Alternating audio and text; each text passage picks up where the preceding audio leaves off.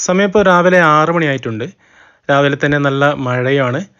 അപ്പോൾ ഞങ്ങളിന്ന് ചെറിയൊരു യാത്രയ്ക്ക് ഇറങ്ങിയതാണ്. നേരെ മാഹി റെയിൽവേ സ്റ്റേഷനിലേക്കാണ്. അവിടെ നിന്നും കോയമ്പത്തൂർ ടു ഡൽഹി, ഡൽഹി വഴി ശ്രീനഗറിലേക്ക്. ഇതിപ്പോൾ മെയ് 2nd വീക്കാണ്. ഇവിടെ ഇപ്പോൾ 2 ദിവസം മുമ്പ് വരെ നല്ല ചൂടായിരുന്നു. അപ്പോൾ ചൂടത്തൊന്ന് തണുപ്പിക്കാമെന്ന് വിചാരിച്ച് കാശ്മീരേക്ക് പോകാൻ ഇറങ്ങിയതാണ്. അപ്പോഴേക്കും ഇവിടെ തണുപ്പ് തുടങ്ങി. അപ്പോൾ എന്തായാലും രാവിലെ തന്നെ നല്ല മഴയും കൊണ്ട് ഞങ്ങളുടെ യാത്ര തുടരുകയാണ്. കാശ്മീർ എന്നത് വർഷങ്ങളായി പോകാൻ ശ്രമിക്കുന്ന ഒരു സ്ഥലമാണ്. എല്ലാ വർഷവും ഇറങ്ങും, എന്തെങ്കിലും കാരണം കൊണ്ട് മുടങ്ങിപ്പോകും. അങ്ങനെ ഇത് പെട്ടെന്നൊന്ന് സെറ്റായി വന്നതാണ്. ഇപ്പോൾ ഒരു മാസത്തിന് ഉള്ളിലായിട്ടാണ് ഞങ്ങളിത് സെറ്റാക്കിയത്.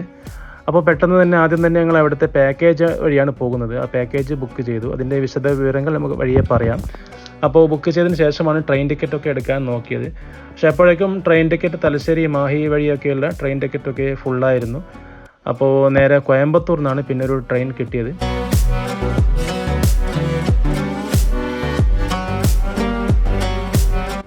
ഞങ്ങൾ ആദ്യം കോയമ്പത്തൂരേക്ക് ട്രെയിൻ ബുക്ക് ചെയ്തത് കണ്ണൂർ ടു കോയമ്പത്തൂർ ഒരു ജബൽപൂർ സ്പെഷ്യൽ ട്രെയിൻ ഉണ്ടായിരുന്നു, അതിനായിരുന്നു ബുക്ക് ചെയ്തത്.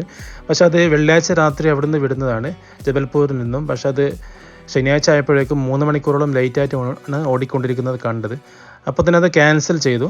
അപ്പോൾ ഞങ്ങൾ രാവിലെ ഇപ്പോൾ ഞായറാഴ്ച രാവിലെയാണ് ഇന്ന്. ഞായറാഴ്ച രാവിലെ ഞങ്ങൾ 6 മണിക്ക് കണ്ണൂർ കോയമ്പത്തൂർ പാസഞ്ചർ ഉണ്ട്, ആ ട്രെയിനാണ് ഇപ്പോൾ പോകുന്നത്. ഞങ്ങൾ ആദ്യം ടിക്കറ്റ് എടുത്തത് Jabalpur train, special train Coimbatore to Kannur. ഏകദേശം ചാർജ് വന്നത് 1100 രൂപയാണ് ഒരാൾക്ക് 3 ടയർ AC ചാർജ് വന്നത്. പക്ഷേ ഇതിനിപ്പോൾ കണ്ണൂർ പാസഞ്ചറിന് വരുന്നത് ഏകദേശം 95 രൂപയാണ് ചാർജ് വന്നത്. മാഹി റെയിൽവേ സ്റ്റേഷനിലാണ് ഉള്ളത്. ഇവിടെ ഇപ്പോൾ അല്പം മഴ കുറഞ്ഞിട്ടുണ്ട്. ഇപ്പോൾ ട്രെയിൻ കറക്റ്റ് സമയത്ത് തന്നെ വന്നിട്ടുണ്ട്. അപ്പോൾ ഞങ്ങളിപ്പോൾ യാത്രയിൽ ഇപ്പോൾ 4 പേരാണ് ഇപ്പോൾ ജോയിൻ ചെയ്യുന്നത്. ഒരാൾ കാഞ്ഞങ്ങാടിൽ നിന്നും ജോയ്സ്, അതുപോലെ ഞാനിപ്പോൾ മാഹിയിൽ നിന്നും, അടുത്ത ആൾ വടകരയിൽ നിന്നും ഉണ്ട്. അതുപോലെ വേറൊരാൾ വയനാട്ടിൽ നിന്നാണ് വരുന്നത്. അവർ കോഴിക്കോട് സ്റ്റേഷനിൽ നിന്നുമാണ് കയറുന്നത്.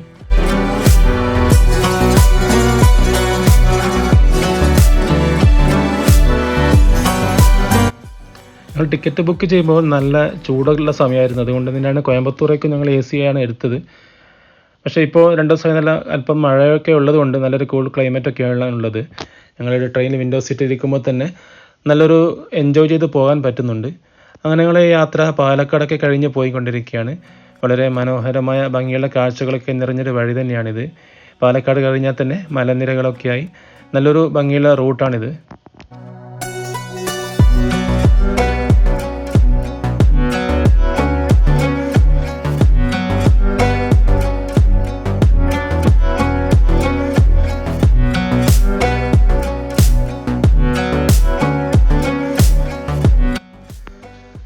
ട്രെയിൻ ഇപ്പോൾ റൈറ്റ് ടൈമാണ് ഓടിക്കൊണ്ടിരിക്കുന്നത്. ഏകദേശം 1 മണി കഴിയുമ്പോഴേക്കും കോയമ്പത്തൂർ എത്തും എന്നാണ് കാണിക്കുന്നത്.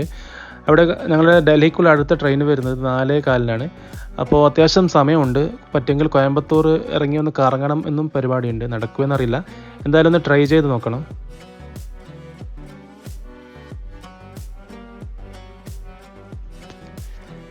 ഞങ്ങൾ പോകുന്നത് പാസഞ്ചർ ട്രെയിനിലാണെങ്കിലും അത്യാവശ്യം നല്ല സ്പീഡിൽ തന്നെയാണ് പോകുന്നത്.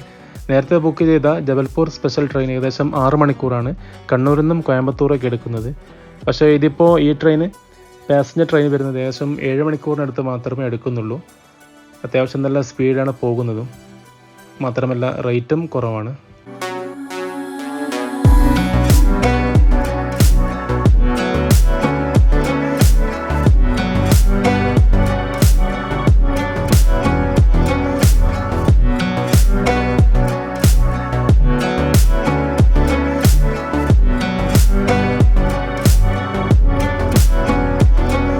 ഞങ്ങൾ ആദ്യം ബുക്ക് ചെയ്ത ജബൽപൂർ ട്രെയിനിൻ്റെ സ്റ്റാറ്റസ് നോക്കുമ്പോൾ ഏകദേശം ഇപ്പോൾ 4 മണിക്കൂറോളം ലേറ്റായിട്ടാണ് ഇപ്പോൾ ഓടിക്കൊണ്ടിരിക്കുന്നത്.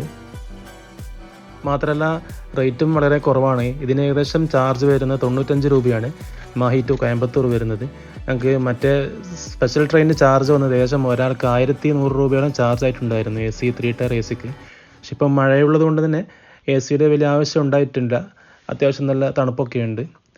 മാത്രമല്ല കോയമ്പത്തൂർ പാലക്കാട് റൂട്ട് എന്ന് പറയുന്നത് നല്ലൊരു ഭംഗിയുള്ള റൂട്ട് തന്നെയാണ്.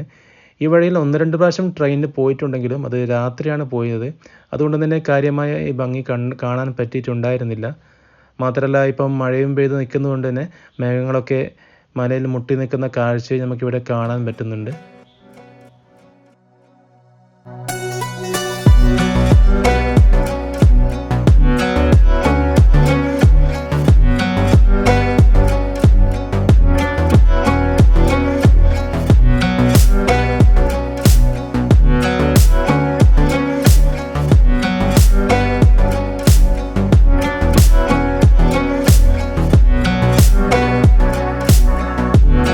തീർച്ചയായും വളരെ ഭംഗിയുള്ളൊരു റൂട്ട് തന്നെയാണിത്. മഴക്കാലം ഒന്നുകൂടി ശക്തമാകുമ്പോൾ ഇതിന് ഒന്നുകൂടി ഭംഗി വരുന്നതായിരിക്കും. അപ്പോൾ അങ്ങനെയുള്ള കാഴ്ചകളൊക്കെ കണ്ട് ഞങ്ങൾ യാത്ര ഏകദേശം അടുത്ത് എത്തിയിരിക്കുകയാണ്, കോയമ്പത്തൂരിനടുത്ത്. പക്ഷേ ഇവിടെ ഇപ്പോൾ സമയം കുറച്ചു നേരത്തെ ആയതുകൊണ്ട് ഇവിടെ പിടിച്ചു വെച്ചിരിക്കുകയാണ് വണ്ടി. അങ്ങനെ കറക്റ്റ് സമയത്ത് തന്നെ ട്രെയിൻ കോയമ്പത്തൂർ റെയിൽവേ സ്റ്റേഷനിൽ ഞങ്ങൾ ഇറങ്ങി. അവിടെ നിന്നും അടുത്ത് തന്നെയുള്ള ഒരു ഹോട്ടലിൽ കയറി നല്ല ഊണ് കഴിച്ചു. അപ്പോൾ ഇനിയും അത്യാവശ്യം സമയം ബാക്കിയുണ്ട്. നേരെ ഇവിടെ അടുത്തുള്ള ഒരു GD കാർ മ്യൂസിയം കാണാൻ വേണ്ടി വന്നതാണ്.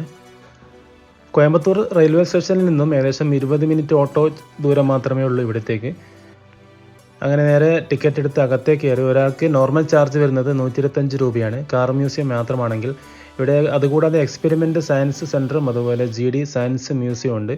അത് ഒന്നിച്ച് കാണാൻ വേണ്ടി ടിക്കറ്റ് എടുക്കാൻ പറ്റുന്നതാണ്. പക്ഷേ ഞങ്ങൾ കാർ മ്യൂസിയം മാത്രം കാണാനുള്ള ടിക്കറ്റാണ് എടുത്തത്. ഇവിടെ GD നായിഡു അദ്ദേഹത്തിൻ്റെ ഒരു പ്രതിമയും ഒക്കെ ഇവിടെ കാണാൻ പറ്റും. അതും കടന്ന് ഉള്ളിലേക്ക് ഞങ്ങൾ കയറുകയാണ്.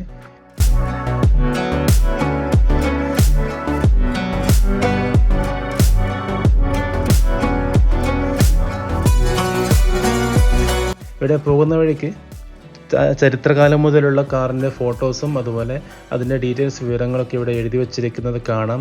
കാറിൻ്റെ ഒരു ടയറിൻ്റെ രൂപകൽപ്പന മാറ്റം കാലാന്തരങ്ങളായി മാറ്റം വരുന്നത് അതുവരെ അതിൻ്റെ ഡീറ്റെയിൽസ് വരെ നമുക്കിവിടെ കാണാൻ പറ്റുന്നുണ്ട്.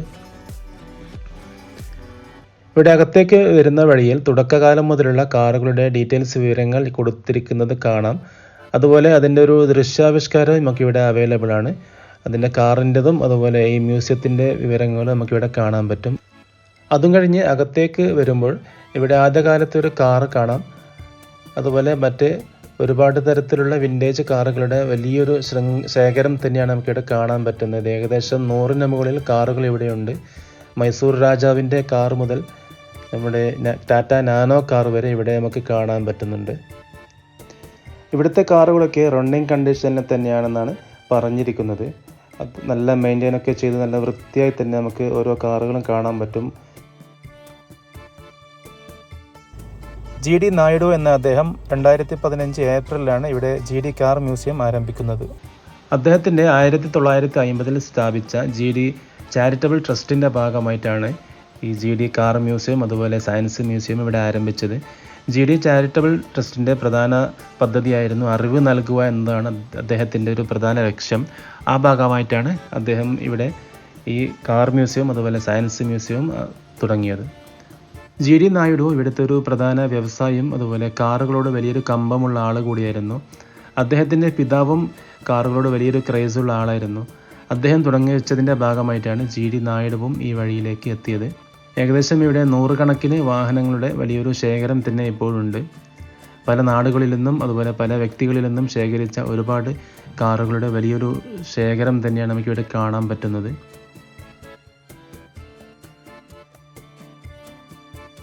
ഇന്ത്യയിലെ വലിയ കാർ മ്യൂസിയങ്ങളിലും ഒന്നാണിത്. അതുപോലെ സൗത്ത് ഇന്ത്യയിലെ ഏറ്റവും വലിയൊരു കാർ മ്യൂസിയം കൂടിയാണിത്.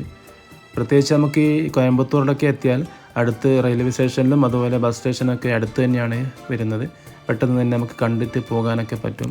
നല്ല ഭംഗിയായി മെയിൻറ്റെയിൻ ചെയ്ത വോക്സ് വാഗൺ കോംബി വാൻ കാണാം. അതുപോലെ ഇവിടെ BMW ഒരു 2 വീലർ ബൈക്കും അതുപോലെ ഒരു 3 വീലർ വണ്ടി നമുക്കിവിടെ കാണാം. ഇതൊന്നും ഇവിടെ ഇപ്പോൾ എവിടെയും അധികം കാണാൻ പറ്റാത്തൊരു മോഡൽ തന്നെയാണിത്.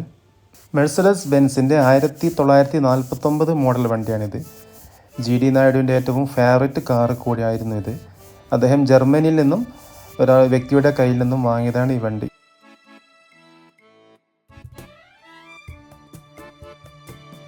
$4600cc വരുന്ന കാഡിലാക്കിൻ്റെ ലിമോസിനാണിത്. USA മെയ്ഡാണ്.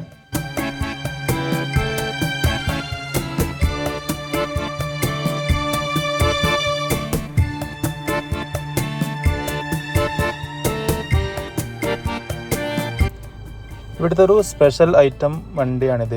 മൈസൂർ മഹാരാജാവ് ഉപയോഗിച്ചിരുന്ന 1925 മോഡൽ ഹിസ്പനോ സൂയിസ എന്ന ഒരു വെഹിക്കിൾ മോഡലാണിത്. വളരെ വലിയ ഭംഗിയുള്ളതും അതുപോലെ നല്ലൊരു വലിപ്പമുള്ളൊരു വണ്ടി തന്നെയാണിത്.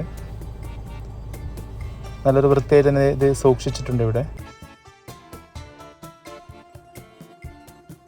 ഇവിടെ വിൻറ്റേജ് കാറുകളും അതിൻ്റെ കൂടെ തന്നെ സ്പെഷ്യൽ കാറുകൾ നമുക്കിവിടെ കാണാൻ പറ്റുന്നുണ്ട്. ചില കാറുകൾ ഒരു ഡോർ മാത്രമുള്ളതും അതുപോലെ ഫ്രണ്ടിൽ നിന്ന് ഓപ്പൺ ചെയ്യാൻ പറ്റുന്ന കാറുകളും അങ്ങനെ ഒരുപാട് സ്പെഷ്യൽ ടൈപ്പ് കാറുകളും ഇവിടെ കാണാൻ പറ്റുന്നുണ്ട്. 2 വീലർ ടൈപ്പ് കാറുകളും 3 വീലർ ടൈപ്പ് കാറുകളും ഒക്കെയുണ്ട്. ചില കാറുകളൊക്കെ വളരെ കുറച്ച് മാത്രം ഇറങ്ങിയ റയർ പീസ് കാറുകളും ഒക്കെ ഇവിടെ കിട്ടുന്നുണ്ട്.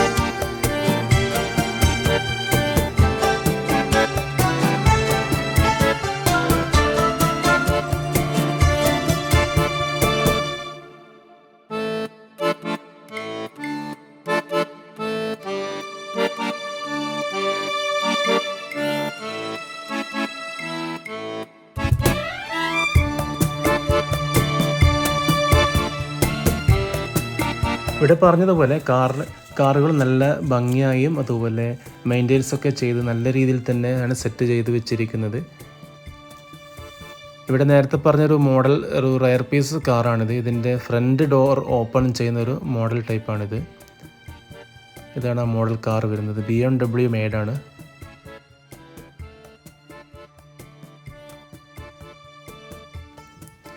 ഇവിടെ മറ്റൊരു വ്യത്യസ്തമായ മോഡൽ കാർ കാണാം.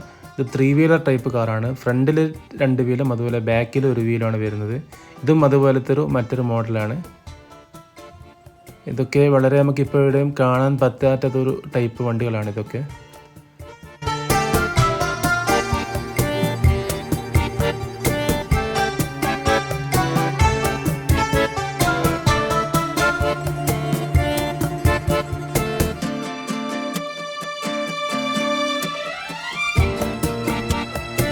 റോൾസ് റോയ്സിൻ്റെ 1925 ഇറങ്ങിയൊരു മോഡലാണിത്. നല്ലൊരു ഭംഗിയായിട്ടും അതുപോലെ കാണാനും അത്യാവശ്യം നല്ല വലിപ്പമുണ്ട് വണ്ടി. അതിൻ്റെ എംബ്ലം നമുക്കിവിടെ കാണാൻ പറ്റും ഫ്രണ്ടിൽ തന്നെ.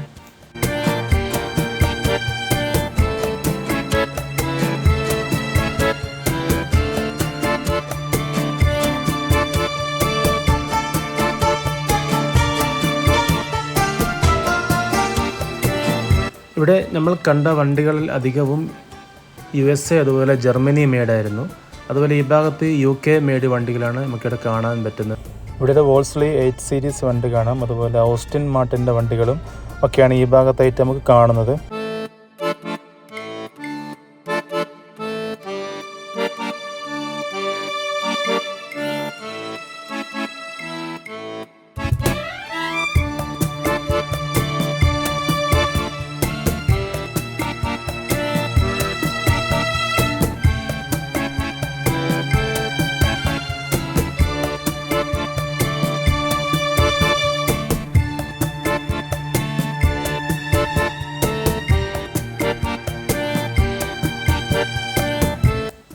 താഴത്തെ നില കഴിഞ്ഞ് മുകളിലത്തെ നിലയിലേക്ക് വരുമ്പോൾ നമുക്കിവിടെ ഇന്ത്യൻ വെഹിക്കിൾസിൻ്റെ ഒരു വൻ ശേഖരമാണ് ഇവിടെ കാണാൻ പറ്റുന്നത്. അത് ഇന്ത്യയിൽ മെയ്ഡ് ചെയ്ത ഫോറിൻ കമ്പനിയും ഉണ്ട്, അതുപോലെ ഇന്ത്യൻ മെയ്ഡ് കമ്പനികളുടെ വണ്ടിയും ഒരുപാട് നമുക്കിവിടെ കാണാൻ പറ്റും. മുമ്പ് ഇന്ത്യയിൽ ഓടിക്കൊണ്ടിരുന്ന ഒരു ബസ്സാണിത്. അതും നല്ല മെയിൻറ്റെയിൻ ചെയ്ത് നല്ല ഭംഗിയാക്കി തന്നെ ഇവിടെ വെച്ചിരിക്കുന്നുണ്ട്. അത് കാണാൻ തന്നെ നല്ലൊരു രസമുണ്ട്.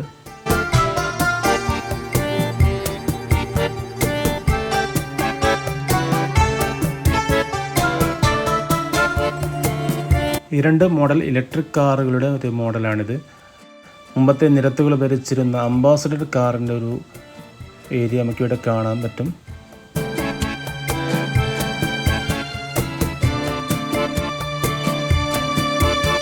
മുമ്പത്തെ ഇന്ത്യൻ റോഡുകൾ അടക്കി വാണിരുന്ന പ്രധാന വണ്ടികളൊക്കെയാണിത്. അംബാസഡർ, അതുപോലെ കോണ്ടസ 1984 മോഡലാണ് കോണ്ടസ. അതുപോലെ പ്രീമിയർ കാറുകൾ, ഇവയുടെയൊക്കെ വലിയൊരു കാറുകൾ തന്നെ നമുക്കിവിടെ കാണാൻ പറ്റുന്നുണ്ട്.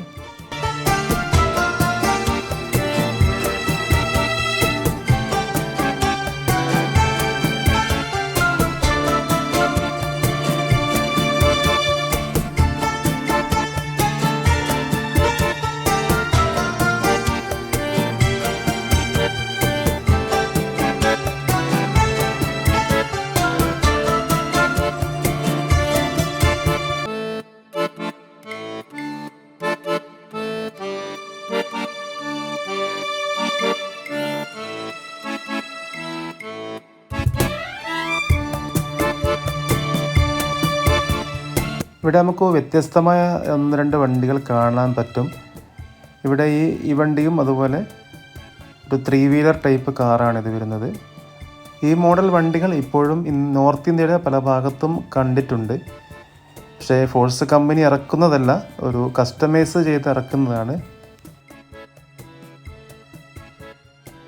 നമ്മുടെ ഇന്ത്യക്കാരുടെ ഒരു മുൻ വികാരമായിരുന്ന ഒരു മാരുതി 800 മോഡലാണിത്. അതുപോലെ മാരുതി ജിപ്സി, മാരുതി സെന്ന്,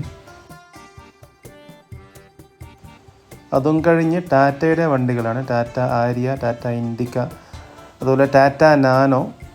അതുപോലെ ഇതും ഒരു മുമ്പത്തെ ഒരു 3 വീലർ ടൈപ്പ് വണ്ടിയാണിത്. ഇതും കാണാൻ നല്ലൊരു രസമുണ്ട്.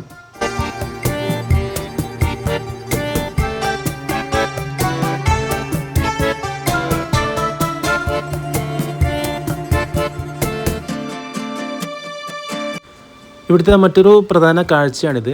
1930 ഷെവർലെറ്റ് നിർമ്മിത കാരവനാണിത്.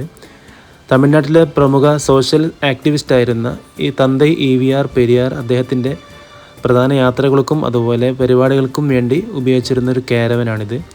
ഒരുവിധം എല്ലാ സൗകര്യങ്ങളോടും കൂടിയിട്ടുള്ളൊരു വണ്ടി തന്നെയാണിത്. വണ്ടികൾ ഇഷ്ടപ്പെടുന്നവരും അതുപോലെ വിൻറ്റേജ് കാറുകളോട് ഇഷ്ടമുള്ളവരും തീർച്ചയായും വന്ന് കണ്ടിരിക്കേണ്ട ഒരു സ്ഥലം തന്നെയാണിത്. കോയമ്പത്തൂർ ടൗൺ അടുത്തായതുകൊണ്ട് തന്നെ നമുക്ക് എളുപ്പത്തിൽ തന്നെ എത്തിച്ചേരാൻ പറ്റുന്ന ഒരു സ്ഥലം കൂടിയാണിത്. അങ്ങനെ മ്യൂസിയത്തിലെ കാഴ്ചകൾ കഴിഞ്ഞ് അങ്ങ് തിരിച്ച് റെയിൽവേ സ്റ്റേഷനിൽ എത്തിയപ്പോൾ കുറച്ചുകൂടെ സമയം ബാക്കിയുണ്ടായിരുന്നു. അപ്പോൾ റെയിൽവേ സ്റ്റേഷന് മുമ്പ് തന്നെയുള്ള പോലീസ് മ്യൂസിയം കാണാൻ വേണ്ടി അവിടെ ഒന്ന് കയറി. ഇവിടെ നമുക്ക് പോലീസ് സംബന്ധമായിട്ടുള്ള ഒരുപാട് കാഴ്ചകൾ നമുക്കിവിടെ കാണാൻ പറ്റും. പോലീസ് യൂണിഫോമുകളും പോലീസ് ആയുധങ്ങളും അതുപോലെ കേസുകൾക്ക് വേണ്ടി ഉപയോഗിക്കുന്ന ഒരുപാട് ഉപകരണങ്ങൾ നമുക്കിവിടെ കാണാൻ പറ്റുന്നുണ്ട്. അതുകൂടാതെ പോലീസ് സംബന്ധമായിട്ടുള്ള ഒരുവിധം എല്ലാ വസ്തുക്കളും നമുക്കിവിടെ അകത്ത് കാണാൻ പറ്റും. അകത്ത് ക്യാമറ ഉപയോഗിക്കാൻ പറ്റില്ല. അങ്ങനെ അവിടുത്തെ കാഴ്ചകളും കണ്ട് ഞങ്ങൾ തിരിച്ച് റെയിൽവേ സ്റ്റേഷനിലേക്ക് എത്തി. ഇവിടെ റെയിൽവേ സ്റ്റേഷൻ്റെ മുമ്പ് തന്നെയാണ് പോലീസ് മ്യൂസിയം വരുന്നത്. തീർച്ചയായും സമയമുണ്ടെങ്കിൽ ഒന്ന് കയറി കാണാൻ പറ്റുന്നതേ ഉള്ളൂ. നല്ലൊരു കാഴ്ച തന്നെയാണത്. അങ്ങനെ ഞങ്ങൾ അടുത്ത റെയിൽവേ സ്റ്റേഷനിൽ തിരിച്ചെത്തിയതിനു ശേഷം ഡൽഹിക്കുള്ള കൊങ്ങു സൂപ്പർ ഫാസ്റ്റ് എക്സ്പ്രസ് യാത്ര ആരംഭിച്ചിരിക്കുകയാണ്. കൃത്യം 4:15 കഴിഞ്ഞപ്പോൾ തന്നെ ട്രെയിൻ അവിടുന്ന് സ്റ്റാർട്ട് ചെയ്തു. അവിടുന്ന് സ്റ്റാർട്ട് ചെയ്തപ്പോൾ തന്നെ അത്യാവശ്യം ചെറിയൊരു മഴ തുടങ്ങിയിട്ടുണ്ട്. അങ്ങനെ യാത്രയുടെ അടുത്ത ഘട്ടത്തിലാണുള്ളത്. ഞങ്ങളുടെ റൂട്ട് വരുന്നത് കോയമ്പത്തൂർ, യശ്വന്ത്പൂർ, കുർണൂൾ, നാഗ്പൂർ, ഭോപ്പാൽ, ഝാൻസി വഴി ആഗ്ര, ഡൽഹി അങ്ങനെയാണ് റൂട്ട് വരുന്നത്. അപ്പോൾ ഏകദേശം ഞായറാഴ്ച വൈകിട്ട് 4:15 ട്രെയിൻ എടുക്കുന്നത്. അപ്പോൾ അത് കഴിഞ്ഞ് ചൊവ്വാഴ്ച ഉച്ചയ്ക്ക് 2 മണിക്കാണ് ഡൽഹി എത്തുമെന്ന് ടൈം കണ്ടത്. ഏകദേശം ഇപ്പം ട്രെയിൻ കറക്റ്റ് ടൈമിൽ തന്നെയാണ് ഓടിക്കൊണ്ടിരിക്കുന്നത്. അങ്ങനെ ഡിലേ കാര്യങ്ങളൊന്നുമില്ല.